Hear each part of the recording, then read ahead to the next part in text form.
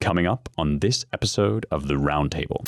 Even someone who does not spend very much time thinking about these things because they have a life that they need to live and a family they need to support can see that the institutions that are supposedly at the foundation of America are coming together around a package of transparent bullshit. It is obvious that this mutual congratulation society, where each institution tries to prop up the legitimacy of the next, is based on a hope and maybe a prayer at the highest level that somehow they can just wing it and make it safely to the other side. This crew of folks who's been in power and in charge for generations at this point.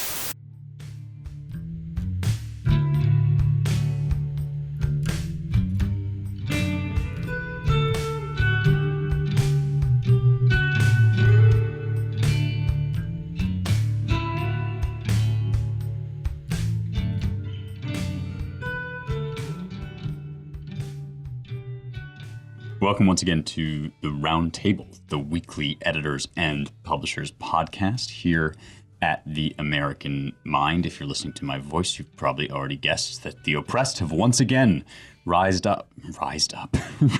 up. The oppressed and the, in fact, grammatically incompetent, illiterate subalterns have risen up to take control of the podcast. I'm Spencer Klavan. I'm not Ryan Williams. Our fearless leader, president and publisher, is out today, and so I am subbing for him as host. I'm the features editor of The American Mind and associate editor of the Claremont Review of Books. I am joined today, as always, or almost always, by managing editor Seth Barron, executive editor James Poulos, and founding editor Matthew Peterson.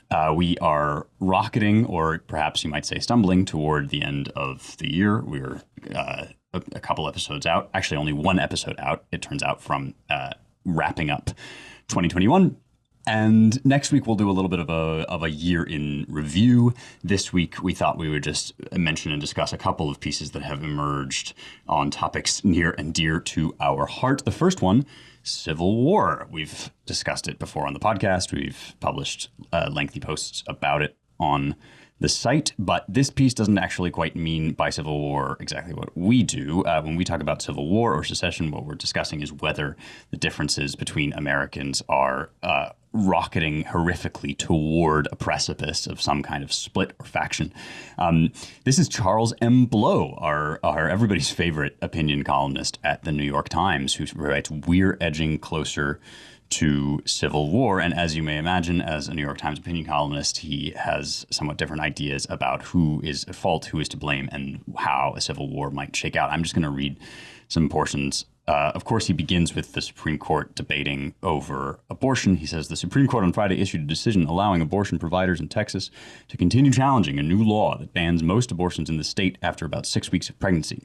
But while the conservative majority didn't close the door on abortion in Texas completely, the degree to which it is cracked open allows in only a sliver of light. A key component of women's rights and body autonomy is being snatched away as we watch. He goes on to join Justice Sonia Sotomayor in comparing arguments against abortion, or indeed even just arguments in favor of states' rights to decide the question of abortion, compares this to John C. Calhoun's infamous popular sovereignty doctrine, his idea that states should be able to veto any federal law that outlawed slavery, his defense of slavery as a positive good. All of this is in here and analogized absurdly to the debate over when life begins and the insistence that people should be able to vote on this rather than be at the mercy of the courts. But really, this argument then expands, balloons, you might say, outward into an enormous set of claims about how the dividing lines in the country are taking shape. So I'm going to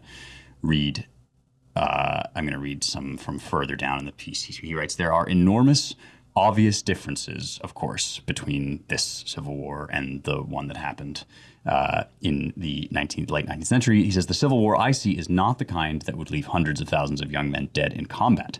That is not to say that we aren't seeing spates of violence, but rather that this new war will be fought in courts, state houses, and ballot boxes rather than in the field. So just just a side note, tantamount to civil war is people voting in ballot boxes. And this war, he goes on, won't be only about the subjugation of black, capital B, people, but also about the subjugation of all who challenge the white racist patriarchy. It will seek to push back against all, quote, others, black people, immigrants, Muslims, Jews, LGBTQ people, and yes, women, particularly the liberal ones. So I'll leave Mr. Blow there and just ask you guys what you make of this dangerous incitement to violence, this irresponsible rhetoric on the part of a fringe radical calling for violence against the sitting president of the United States, or indeed against other members of the government. Shocked, literally shaking right now. This guy is, of course, a piece of work, and we all know that. But his sins against logic and reason over the years have been many. But what's interesting is that both sides mirror each other right now, and there is a sense in which, the left can say even more provocative things than the things they accuse us of saying without worry. But it's certainly true that there's people on both sides who are in denial, and there's also people on both sides who recognize the gravity of the divide. And of course, they see it different ways. But I guess my first piece of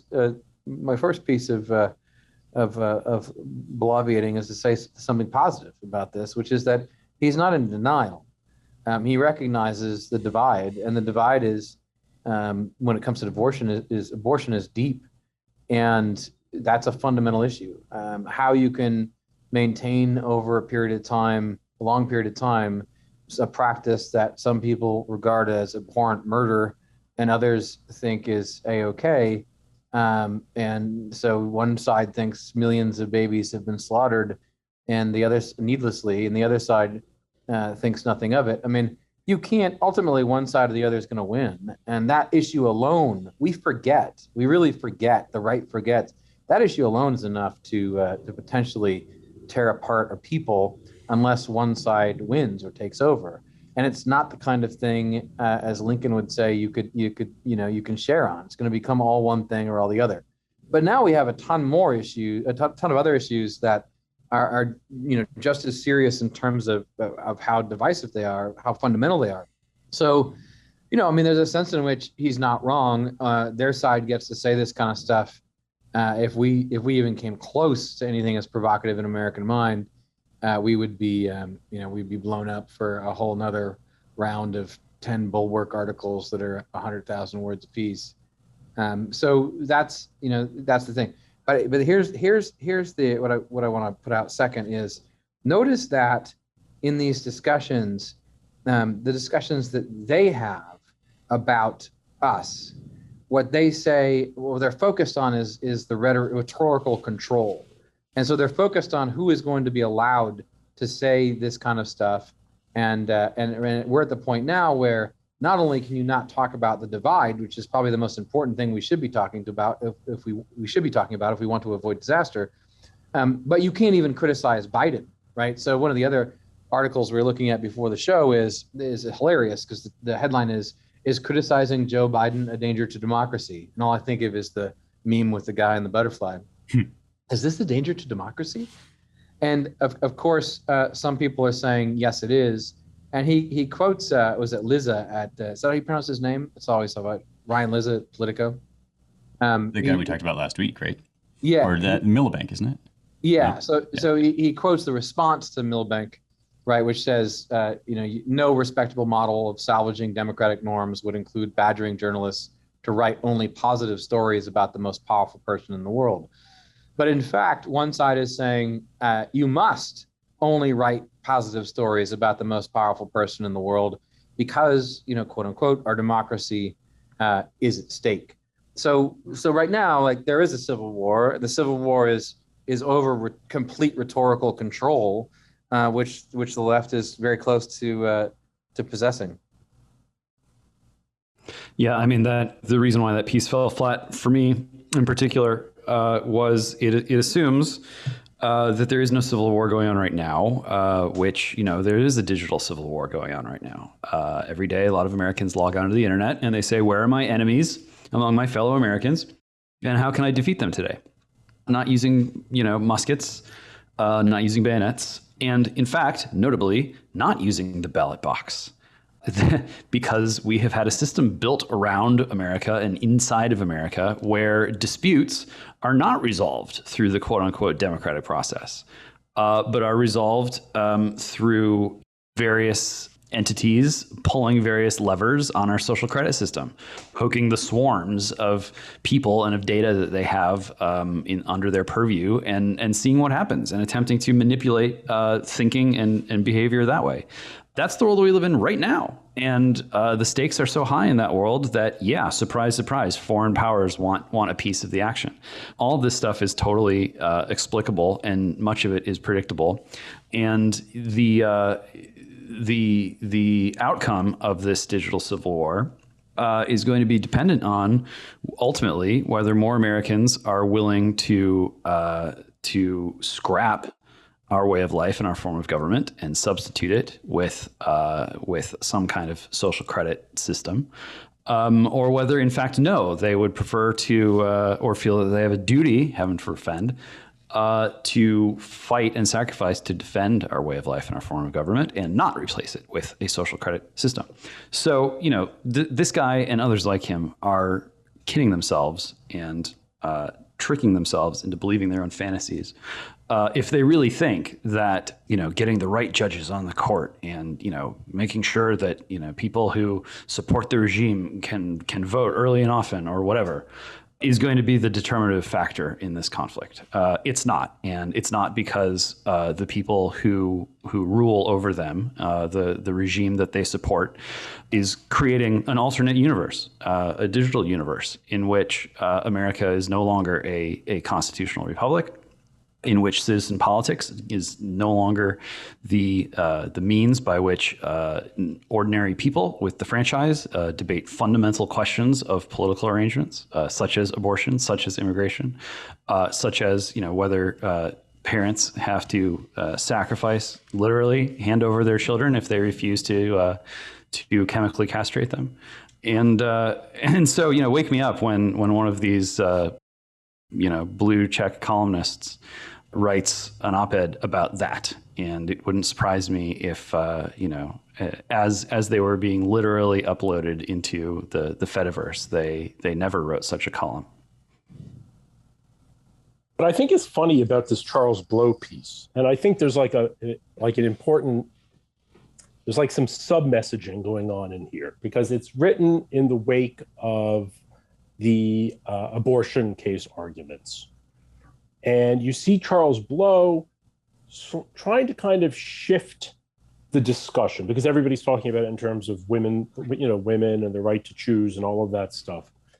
And what he's really addressing is this question of, okay, well, after we've won the Civil War, who's going to be in charge in the new regime? Who's in charge of the new regime?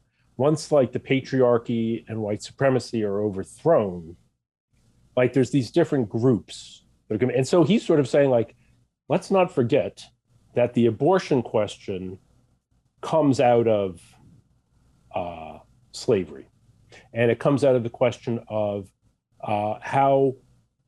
to what extent does white supremacy get to control the bodies of the other? I mean, this is his kind of sub-grad seminar rhetoric. So he's saying, let's not forget that before the right wing wanted to seize your uterus, John C. Calhoun wanted to control Black bodies. So let's not forget that Black people are the senior members of this coalition of the fringes, as some people have said. And but it's funny who he mentions. It says, the war won't be only about the subjugation of Black people, but also about the subjugation of all who challenge the white racist patriarchy. It will seek to push back against all the others: Black people, immigrants, Muslim, Jews, LGBTQ people, and yes, women, particularly liberal ones. It's funny he doesn't mention Latinos. Now, I guess you could argue, well, immigrants includes Latinos, but not really. I mean, most Latinos are not immigrants. I wonder if this is a measure of his suspicion given like recent polling that shows that Latinos are now, kind of split 50-50, red versus blue, if he's thinking like, you know what, they don't really count anymore. We're not counting them in our coalition. Same way he doesn't count like, South Asians or, Asians generally. So we're seeing a weird narrowing of the coalition of the fringes at the same time that he's asserting like black control over the whole thing. It's kind of a funny intra-left dispute going on, that like the subtext. Yeah, the more I look at that little one-sentence paragraph, Seth, the more interesting it becomes, not only for the reasons you mentioned, but also because women are the only group that he takes care to distinguish between, like, there exist some women that really aren't part of this coalition, right? Particularly liberal ones. He acknowledges, because it's impossible to ignore, that there are a lot of women that he probably doesn't really want on his side, or, as sort of sub-rulers, as sub-caliphs in his like, fringe-run America. And I think that this kind of particularly liberal ones could probably be replaced actually by only liberal ones, and then applied to all of these categories, right? Black people, only liberal ones. Immigrants, only liberal ones. I mean, because it's not as if he suggests, there are members of every one of these groups that is passionately against abortion. Like, there are black people who oppose abortion, there are Muslims who oppose it, Jews, LGBTQ people, and indeed many women.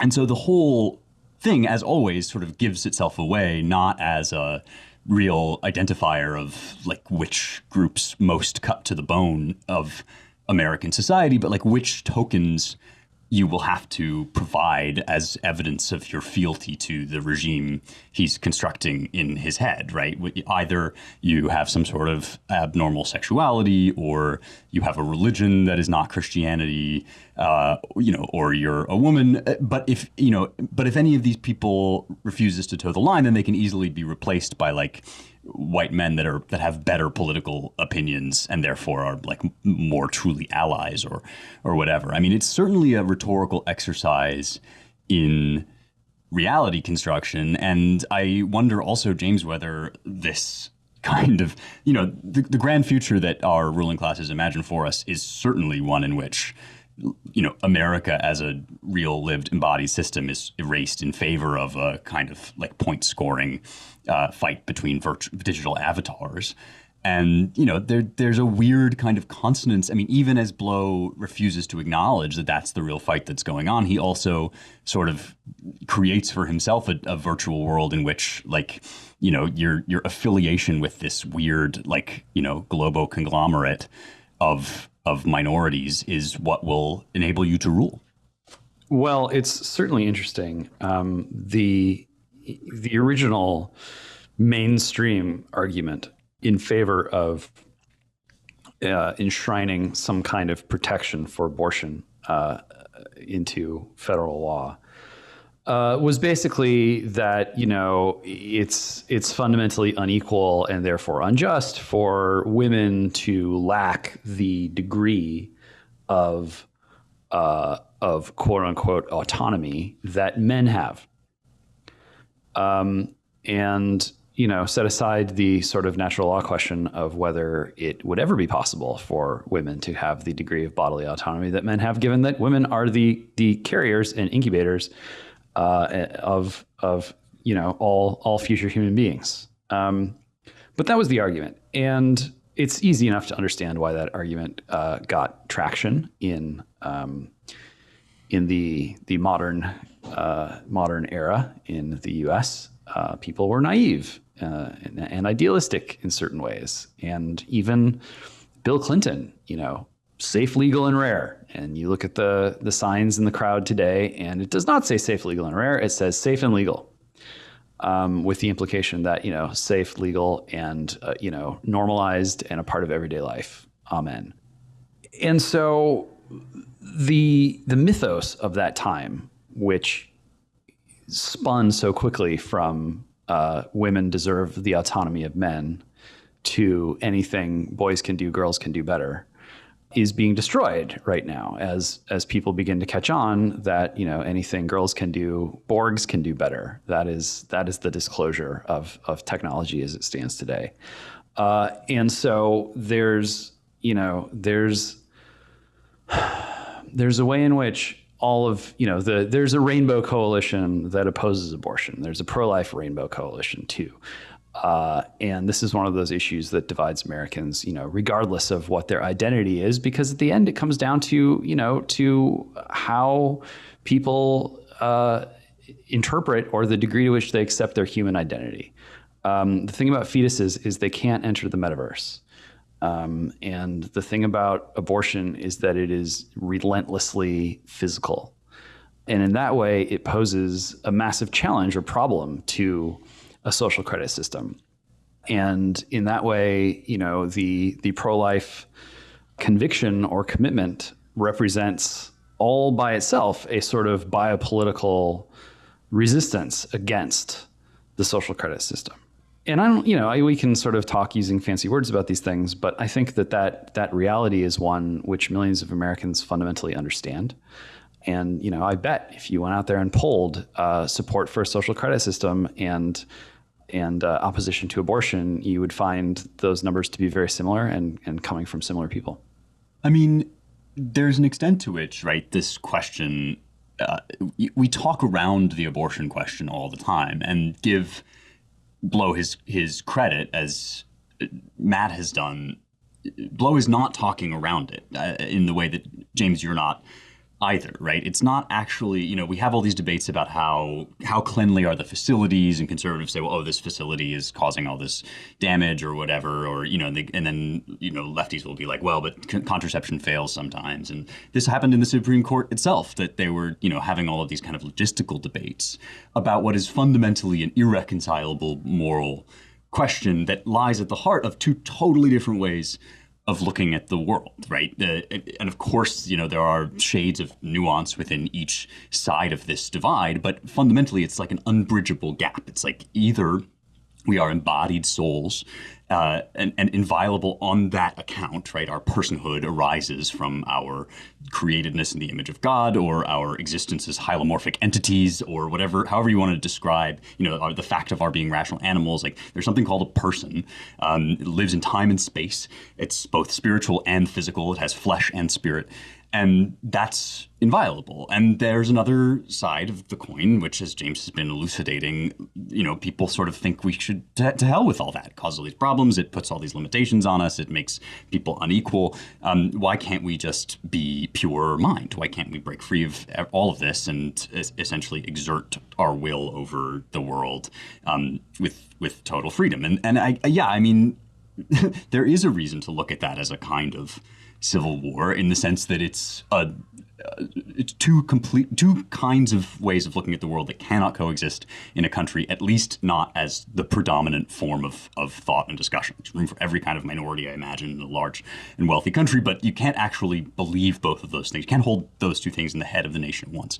And it strikes me that, in some sense, the fact that we are having this fight in the Supreme Court and at the ballot box represents our trying, doing everything we can, hoping against hope, exerting our best efforts not to have this fight in an actual physical civil war that results in dead people.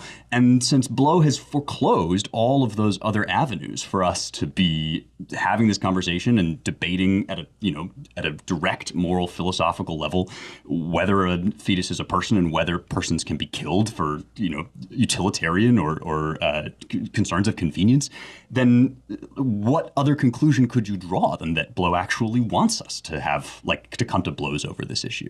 I mean, I don't understand actually what he wants us to do except fight this out in a non-violent way. I mean, I'm curious what Seth thinks Charles Blow wants us to do. He says nonviolence, at any rate. One aspect I just want to throw in here is, I'm thinking about our listeners, and it's a topic I've been thinking about this week, is that, first off, civil war or no, there's a couple other ways to look at it. One is it's kind of revolution, kind of top-down revolution that's rolling over the country. If it's a war, I think we would even say it is some kind of war, but one side really isn't fighting very hard, at least at present, and that's the right. Certainly not as hard as the left, and/or doesn't have control of what the left does, or whatever you want to call the sides.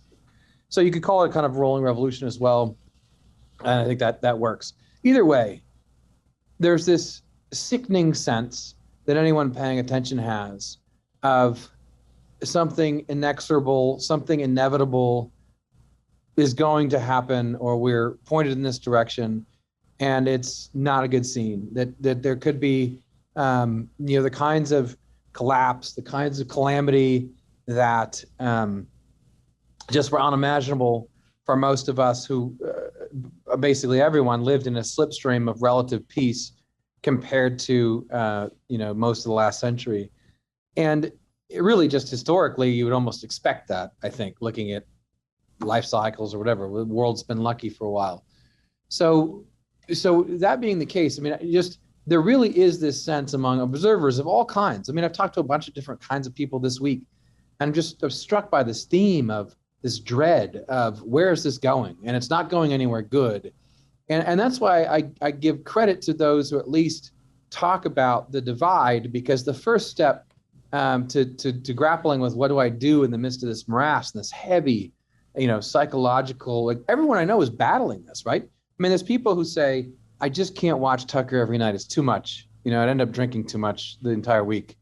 There's people these are good people who are engaged in the fight, right? There's people I know who's saying, well, it's inevitable almost that there's something terrible is going to happen very soon, who are incredibly intelligent people and sitting in, great perches across the country.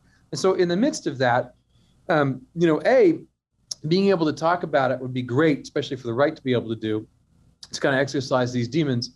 And then in the midst of it, people have to get to the point where they say, okay, well, what am I going to do? What am I going to do in my own life, in my own situation, even if I'm not going to be involved in the fight or whatever. I really do think, things are bad and they're going to get worse. Okay, well, in what ways? So let's not have anxiety about this. Let's not freak out on the internet about it. Let's think through what you would need to do, given that things are moving in a direction where they're going to get worse and not better, and the divide is certainly, going to, the chasm is going to increase. And there, I think, that's something that we should be actively talking about more. Like, okay, so, what do I do? Is it okay to be thinking about moving? Is it okay to be thinking about changing my career? And the answer is yes, yes, and yes. And you're not crazy. And there's a ton of people who agree with you. And there's a ton of people on the left who agree with you, who hate you for everything you stand for and are saying it publicly. And they're talking about what they're going to do to you. I'll stop there. I actually want to know what Seth thinks they're going to do to us. What does Seth think Charles wants? Well, what I think Charles Blow wants now, I think in his heart of hearts, I think he's crazy, and I think he's like full of rage, as I've seen on TV appearances of his. Like there was one where he was sitting next. I can't remember who he was sitting next to. This woman, it may have been Kayleigh McEnany, and she put her hand on his shoulder, kind of in this gentle way, like laughing, and he was like, "Don't touch me, don't you touch me!" Like he got really like crazy. I think he does like the idea probably of some kind of perverse like inversion of things where like well, it's not, I think what he would like to see is a steady implementation of kind of a new caste system where like an intersectional caste system imposed through the courts and law, whereby like things that people like that certain people do are not punished, and things that other people do are punished. And steadily he would like to see, it's kind of like what the anti-integrationists said in like the 50s, like like the real dead enders, Southerners. They would say, look, the blacks, they say they want freedom, but they don't want freedom. They just want the whip hand. I don't think that's true of like most people. I think Charles Blow wants the whip hand. I think he would like to essentially like put white people in the position that black people were in, like post Reconstruction, as like a subcaste, and then he would sort of be the senior partner of the coalition of the fringe, the Ascendant Coalition, and everyone else would be sort of, below him and his, intersectional colleagues. But this would be, so in the future, things like the Kenosha Christmas massacre, as it is, that guy probably will go to prison for the rest of his life. But maybe in Charles Blow's future, maybe he would, maybe he wouldn't. So basically, I think we would just see like kind of steadily an elimination of the standards of justice and like individual rights and responsibilities that define America, in favor of just like, group rights and responsibilities. I mean, this is one way, we sometimes make fun of like boomer cons that are worried about most socialism or whatever, but this is one way in which the driving logic is quite reminiscent of like a Lenin, right?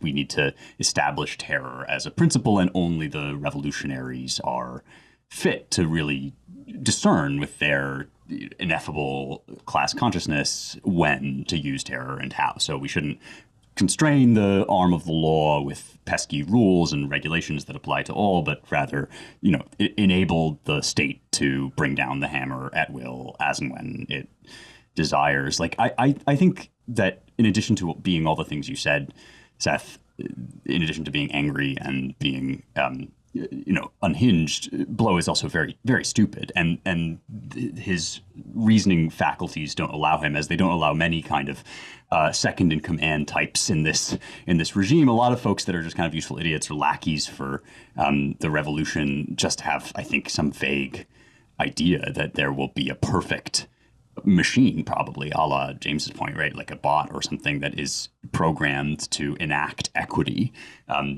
from the top to the bottom at every level of society. And in fact, there's always this vague sense that it'll be, other people who are demoted by this. You today, me tomorrow, as the thieves say in Russia, I think. So I feel like he probably has a vague, hazy idea about a world full of people whom he approves of, as delineated in that list, like newly empowered to spread their beautiful rainbow-colored wings, tacitly acknowledging that will involve, just sort of enabling the law to do whatever it wants to the undesirables. Well, I think we've spent quite enough time with Mr. Blow and the attendant issues. So let's talk about inflation. Let's talk about money. This is a problem that it doesn't seem to me as if people are talking about this as much as they should be given the circumstances, although it has been in the news. Here's a CNN business headline: food is more expensive than it has been in decades. Bad news for American consumers. It's getting more expensive to dine out and it's getting more expensive to eat more. Restaurant prices spiked 5.8% over the 12 months ending in November without seasonal adjustments, the Bureau of Labor Statistics said Friday. That's the largest 12-month increase since the year ended January 1982. And unfortunately for those hoping to curb spending by turning to home cooking, grocery prices are also at record highs. They jumped 6.4%, the largest 12-month increase since December 2008. Beef had the most dramatic increase with a 20.9% spike in prices. Why would those billionaires do this to us? Why are those evil shipping companies just leaving their ships out in the harbor and refusing to bring them in and allow the economy, the grand Biden economy, to really grind into place? This is a sort of, it's kind of amazing to watch the typical celebration parallax development that Mike Anton always talks about, right? That's not happening, and it's good that it is, depending on who talks about it. And we've gone the real, for those that remember the headlines that were written about this not like 2 months ago, it really was like inflation only looks like it's happening. It's not actually happening. Okay, it is happening, but it's not as bad as people say it is. Okay, it is happening, and it's just as bad. And I imagine we'll also have the inflation is happening and it's good take. But this is one of those I don't know, to me, at least bedrock concrete issues that you can't kind of explain or wish away, though we're watching Jen Psaki and Pete Buttigieg and all the rest do their best to do so. I mean, at the end of the day, people go to the store, they have X amount of dollars in their bank account, and beef costs X percent more than it did 5 minutes ago. I mean, they're gonna, I'm sure, start berating us for even wanting beef in the first place, which they do already on the regular. But I mean, is this just like, depressing news for the holidays? Is there anything to be done about this in your guys' opinion? Is crypto the answer? What exactly should our takeaway be here? Well, I mean, I'd start with Biden's tweet on the occasion of raising the debt ceiling by another $80 gajillion. He said, "I just signed a bill to fast track the process to raise our debt limit." Here's the full quote: "The nation's full faith and credit has always been a shared responsibility." Now, that could mean any number of things. But one thing that it could colorably mean is that the American people have an important role to play in upholding the full faith and credit of their elected representatives in the dollar. And all you have to do is step outside of your house and walk around your town, or even bunker down in the basement of your house and spend some time on social media to discover that the American people's faith and credit in the dollar is deteriorating at a rapid rate. You can see it in the way that nobody knows where to put their money. You can see it in the way that people have lost faith in the 401k as a retirement vehicle. You can see it in all of the attention and activity around Bitcoin and cryptocurrencies.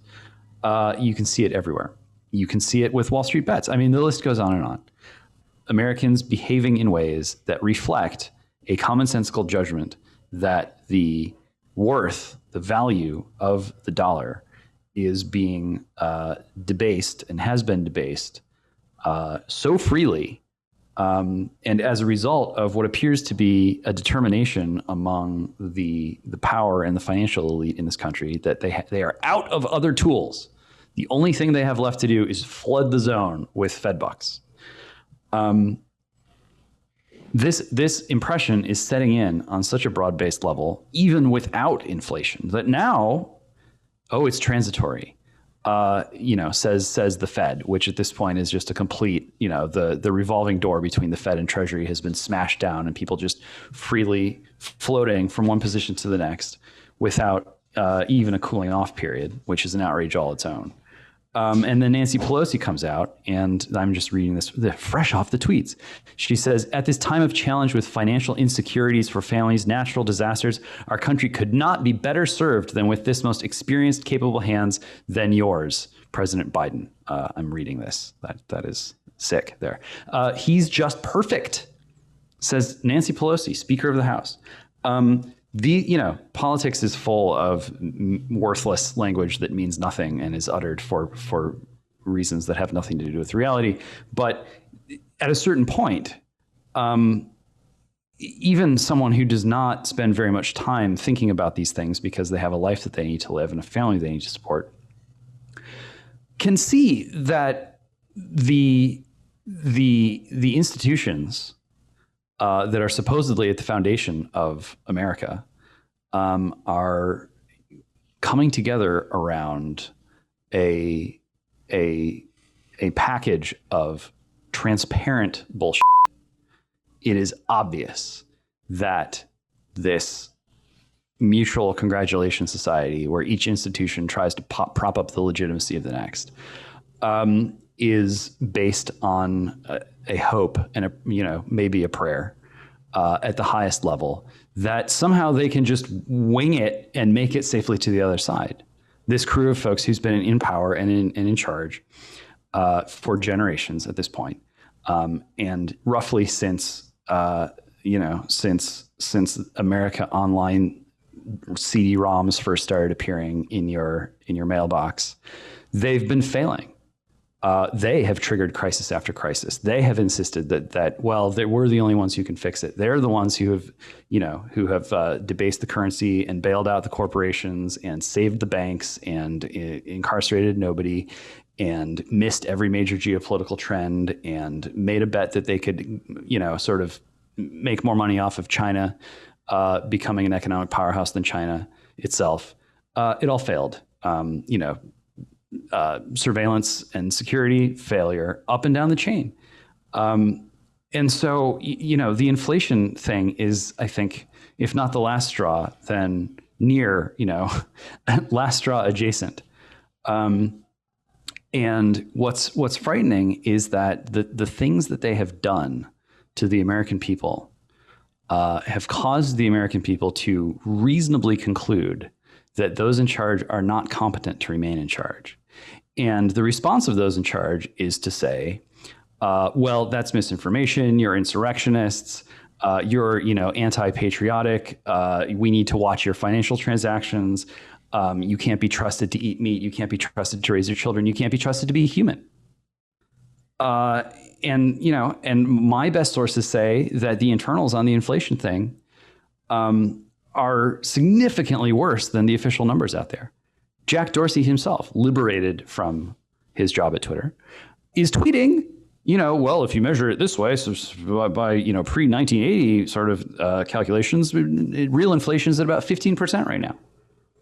So, I'm not going to throw out a number that I can't support with evidence, but what I'm hearing is very bad. And I don't think people, are prepared to understand the implications of what's here, much less to consider what's coming. I mean, we're absolutely hosed. Let's put it that way. Polite language, absolutely hosed. And going back to this kind of psychological feeling of, the inexorable, the inevitable, it's just there's always these bills that have to be paid due to the incompetence and colossal mistakes and malicious nature of so many people who've been in charge, the miseducated people who've been in denial, and we're still in denial. And this is the crazy thing about living in historic times. People they just go on about their business, and I guess you have to, even as the slow motion train wreck, right, just occurs, and all the close observers are watching it going, what the hell? Is this even real? Is this a dream? And it's not. It's not a dream. And, as we've said a few times, I mean, it's like, I'm not Ron Paul, but what the hell were we thinking? The response, some observers would say was necessary, but it's so out of control at this point in every direction that, as we say, it almost seems purposeful. But I don't. I mean, there's this kind of just a denial of consequences, right? That no matter what happens, no matter what you do, bad things shouldn't happen. You shouldn't have to face the consequences of your action. And frankly, you see this in a way with the shootings. When there's controversial shootings, I've been thinking about this for a while. Forget about what the conflict is between the individuals in the video that gets captured, where someone has a gun and someone else gets shot, and people are naturally going to gravitate to watch this kind of violence and then debate it. We've entered an era in which, regardless of the right or wrongness of the shooter, right, the attitude seems to be, if someone is pointing a loaded gun at me and I attack them, how dare they actually shoot me with the gun? You see this over and over again. How dare someone with a loaded gun, if I attack them, shoot me with that loaded gun? And I mean, there's something like, forget about the political side of it. Something just has bothered me from the beginning. Like it's more of a spoiled brat. Like, I'm not actually going to get punished, right? I mean, I'm not actually going to face consequences for my actions. That's unthinkable. And the thing is, we've racked up a lot of these bills, and they're all sort of coming due at the same time, which is why this kind of inexorable feeling, or this sickening feeling on the part of so many people who are trying to stay sane in the midst of it. And to watch what we've already seen with the inflation, to watch people just deny reality in front of their faces in the way that they're doing, they're going to continue doing it. And the question is can people find a way to remain psychologically sound so that they can calmly take action. And the first part of doing that is acknowledging what's going on around you. Like, yeah, this is not a drill; it's real, and things are going to get worse much faster. And you got to confront that fact directly, and then figure out what to do about it. Yeah, I guess I don't have any great white pills to throw into this conversation. I mean, the inflation. I mean, listening. I think there was a moment where this was a little while ago. Jen Psaki was like, "Well, you know, we have 17 Nobel Prize economists who have signed on and said that the Build Back Better bill will reduce inflation." Of course, I mean, you notice like half of the Nobel Prize winning economists are also New York Times columnists. So, you know, I mean, there's a reason why the economics Nobel Prize is not, you know, really considered a Nobel Prize by a lot of people. But, and then she was like, and plus we have Janet Yellen. Do you want to argue with Janet Yellen? It's like, well, you know, this is not like a nonpartisan figure. You know, so they were saying that inflation, I mean, they were talking about it as like a good thing, like as a sign of how much money people have. And it's just like, whoa, people can't help it. They just want to go buy more TVs. And they're just so excited that COVID is ending, thank God, because Biden did it. And, you know, whatever lingering problems there are just like greed on the part of, you know, like meat conglomerates and, you know, gas executives and ships piling up because of COVID.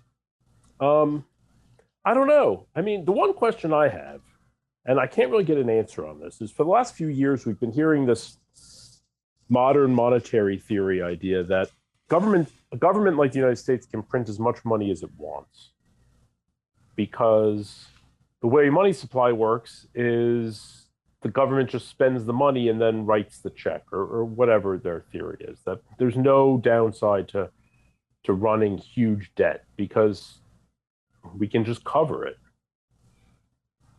But if that's true, why do we also need taxes? Like, these are the same people who always want to raise taxes. So if the government can just, you know, if the whole point of fiat money is that they can just print some, like, why is there any concern about taxes? Yeah, I mean, sorry, go ahead. No, I think there's an issue. Oh, well, to control the money supply, they can suck some money out by taxing it to like control. Maybe that's a way to control inflation or something. But generally speaking, it's not clear why do they want to tax the rich? Just let the rich keep all their money.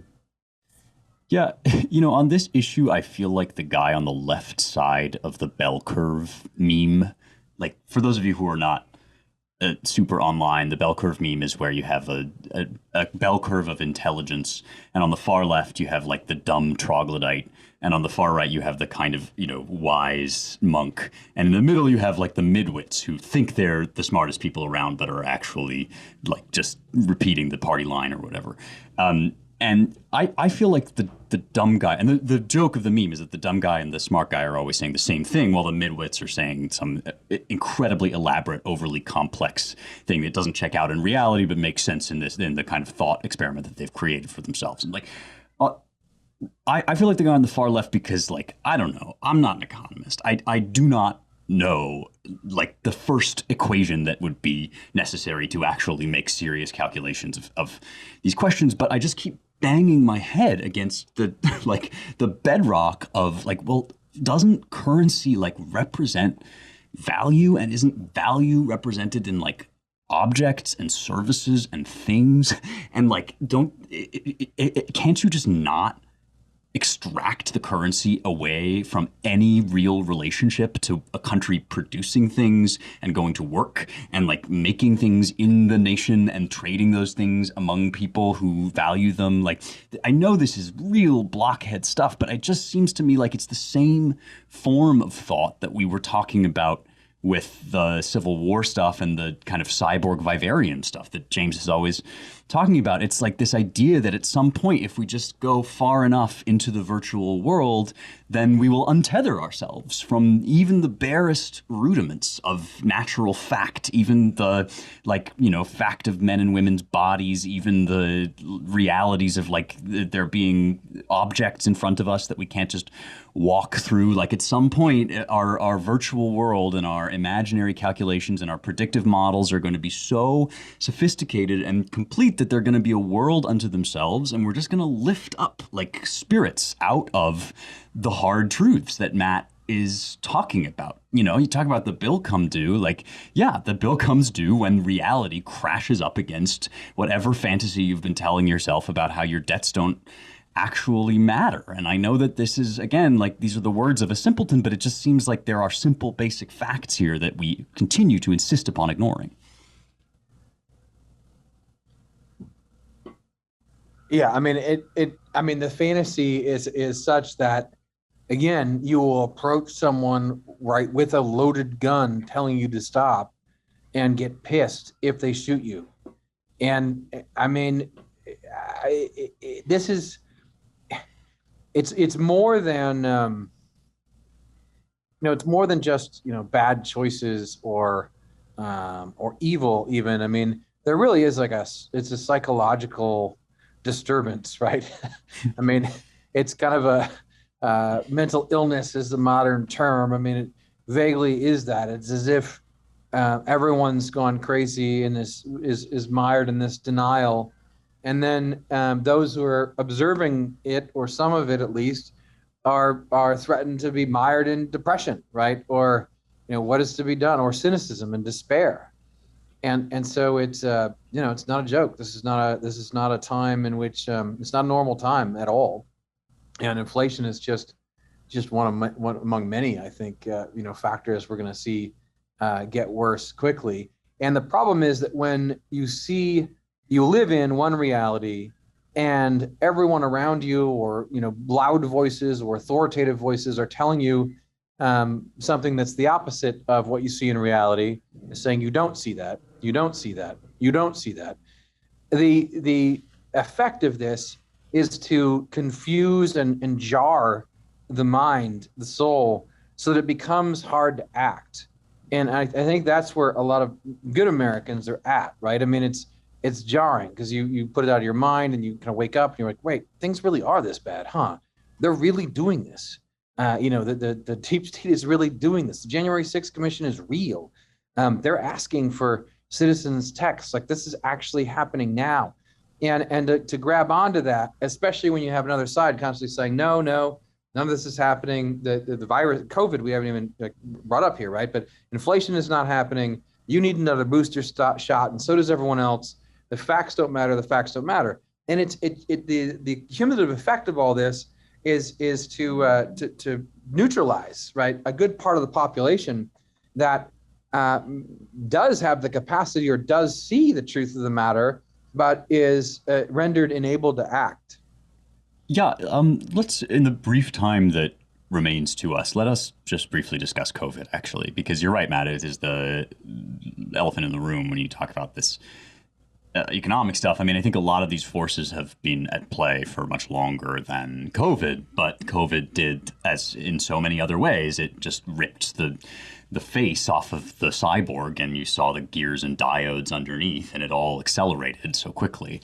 And now I find myself wondering, I'm very quantum pilled about the COVID situation at the moment, because this Omicron thing is like floating around in the air, where there's apparently a new strain of the virus, as inevitably there would be. And like, as usual, we're doing the exact opposite thing for what you would do normally in the case of a respiratory illness, which is like, try to eliminate all cases of it. And the usual people are freaking out along the usual lines, and other people are saying, stop freaking out. And like, there's apparently protests going on outside of Cheesecake Factory, much to my dismay, since I love Cheesecake Factory, over people having been arrested for COVID regulations. And all of this now just seems like a kind of little morality play. I can't tell if this is losing its control and kind of receding into the background, or just sort of establishing itself as a norm of our politics, that now, in addition to all the real things that we're actually having to fight over, we have to kind of like peel away this encrusted layer of bullshit about, like, how are we going to lock the virus down? Do you guys have any opinions about that? Well, it's kind of both at once, right? Like it's becoming just something in the background that everybody's like, oh yeah, okay, oh, my mask, right? Let me put that on. That most people just don't pay attention. I mean, in the same way that, like, okay, if something's happening on Twitter, wow, this is so incredible, this is so amazing that such and such happened on Twitter. Well, only like 10 or 20% of the population is actually looking at Twitter. So, or, is on Twitter. Like, most people don't care. Most people, it's totally irrelevant. But, so the same way, like with COVID, a certain percentage of the population is obsessed about COVID. Like local politicians, teachers union advocates, germaphobes, various types of neurotics and busybodies. Like, they're always going to be like obsessing about the latest variant and who's in the hospital, who's not in the hospital. Power hungry sociopaths, we should add to this. Yeah, sure, they're in there. But most people, it's like, oh, I need to wear my mask again. Oh, right. Okay, fine. So it'll just become another element of social control that they can use, to apply leverage here or there. I mean, who knows? Maybe by the time the election rolls around, they'll need it to be emergent again, so they can, force through, voting by text or whatever.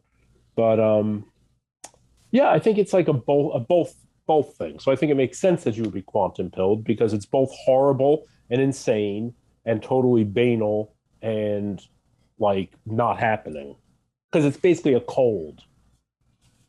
Yeah, I mean, it seems inescapable at this point that the regime, which we are all familiar with, is really focused on ensuring that that our social order no longer relies on strong men, powerful men, masculine males to lead. That this was a strategic decision that was reached or emerged, or a combination of the two. And, that's, people make large scale political wagers throughout history. This is one of them. And if you want to pull it off, you have to replace it with something. And what it seems we are being encouraged, nudged, forced to replace it with is not just a social credit system, but because China has one too. And China is still very much, as we've discussed, a regime run by powerful adult men. Masculine, to a degree. I mean, at a certain point, when you get old enough, your masculinity starts to wane. It happens to us all who are men. But the social credit system that is being designed for us is one where, strong, manly men do not lead, where they do not shape institutions, where they do not shape culture, where they are in fact seen as the problem, as a root of all of the evils in everything about who we are and what we've done, that we are being, encouraged, cajoled, forced to forget. So what does that kind of regime look like? Well, it's one where people who are not masculine adult males are constantly doing stuff. It is a busy work regime for, primarily women. And increasingly, it seems, primarily women without children, without families, women who have been liberated from the natural human biology and its imperatives and its longings.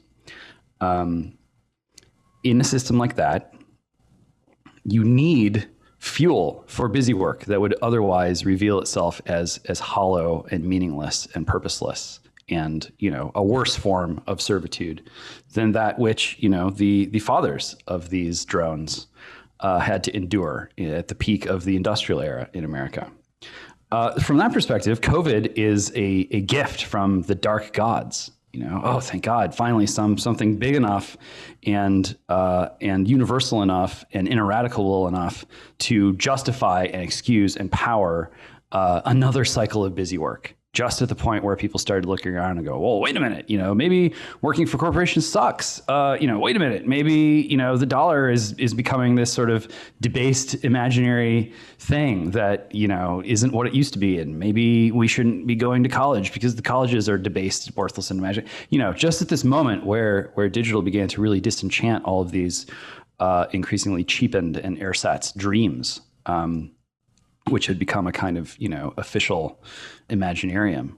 Then we get COVID, and it swoops in and says, no. Now more than ever, you must redouble your sacrifice of your life to the minute, rote details of bureaucratic compliance. What a coincidence.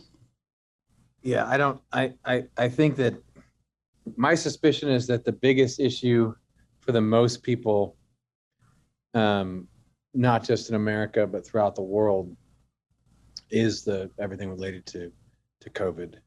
The biggest red pill is also one of the most powerful tools that's all of a sudden been handed over to them, as James describes, the boon to the entire deal. But I think it's also the greatest disruptor, and the thing that everyone knows about and everyone's most interested in when it comes to dissent. I think we've noted on the podcast before that when we talk about COVID, like, clicks go up, but it's no surprise that this is true across the board. And, you see people who've been brave enough to speak out. The organic response is enormous because you're not alone. And a lot of people, of course, see what's happening. But so I do think that we can't forget that amidst everything else that's going on, this is, kind of the new bread and butter to those who oppose the regime or are willing to consider dissenting thoughts. And lots of normal people, this is their actual lives. So that's something that, by the way, Republicans should be grabbing onto. It's just right there for them, and it should be just a gimme. But of course, they're as usual not, at least to the extent they should. And so, but of course, that being said, doesn't say anything. I mean, take the quantum pill. It doesn't say anything about whether or not this potential dissent, or the fact that this roils so many people and they buy these books that are banned. It doesn't tell us whether it matters or not.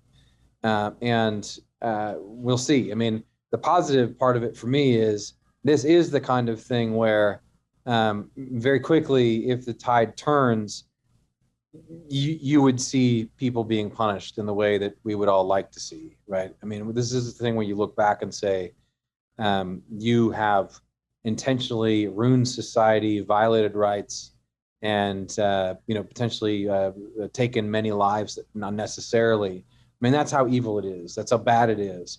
And when you think about, just what explains some of the actions here too. I mean, I'm sorry, I'll just say, I think it's rather obvious. I mean, Fauci, if he's responsible for some of this research, because you weren't allowed to do this research in Western countries to mess around with the viruses in these ways. And what they were doing was dirty pool. They were going to the barbarians, the foreigners, and going on foreign soil and doing the kind of research that we acknowledge should not be done. And the U.S. government is doing that. Fauci's doing that. And of course, if you're facing this, a good friend of mine, a friend of ours, said this to me the other day. He said, remember to bring this narrative to the podcast. And I think he's right. Of course, what's your response going to be when you realize that all could be pinned on you, that you are actually responsible for this in some significant way? Well, then you're going to have to double down on the vaccine, and you're going to, quote unquote, and you're going to have to double down on one solution that you also bring about, that big science brings about, that daddy government brings about, that enables the reset and everything else that everyone wants. And you have to do that with almost a religious kind of fervor, because otherwise, you might lose momentum and you might lose the game. And if you do lose momentum, you will be punished. So there's that aspect. Like maybe that punishment will happen. Maybe that tide will turn. But at the other end of it, I mean, it's still, look, it's like basically, besides some of the states in America, these clowns have won, and they continue to win, and they continue to shove it down everyone's throats. And I'll give it to the white pill that we haven't seen the beginning of the resistance, It takes a while for these things to bubble up, but the jury is still out. Let's put it that way. And there's no telling how it ends. But usually the story is this just becomes one of the new powers, and everything that we're warning you about, all the precedents being set and what's being pushed, is just all moving forward. It's just all moving forward. Anyway, on that happy note. Well, no, I think that you're absolutely right, Matt, that there's like a sunk cost for a lot of people, a sunk cost fallacy to even ever confessing that this was a mistake, and that I think the corresponding advice to the right or to conservative leaders is just simply to come out and like on a platform of no tolerance with this lockdown stuff, right? I mean, anybody I feel like could win almost anywhere with a simple promise not to lock the economy down, not to force vaccinations into children's arms. I mean, maybe that is too white pilled, but I think that like a lot of people, more people even than can admit, like would sort of malign that person, but also secretly be relieved that they don't have to toe this line or pretend anymore. That's all we got time for. Thank you all for listening to the Roundtable. If you want to support our work, visit claremont.org/donate. And if you want to learn more about all our projects and writing, visit our websites at americanmind.org, claremont.org, claremontreviewbooks.com, and our brand new Washington, D.C. based Center for the American Way of Life at dc.claremont.org. Please rate, share, and subscribe at Apple Podcasts or wherever you get your podcasts. Thanks to the production and engineering crew, Jake Gannon and Annalisa Lee. And thank you all for listening. We will talk to you next week.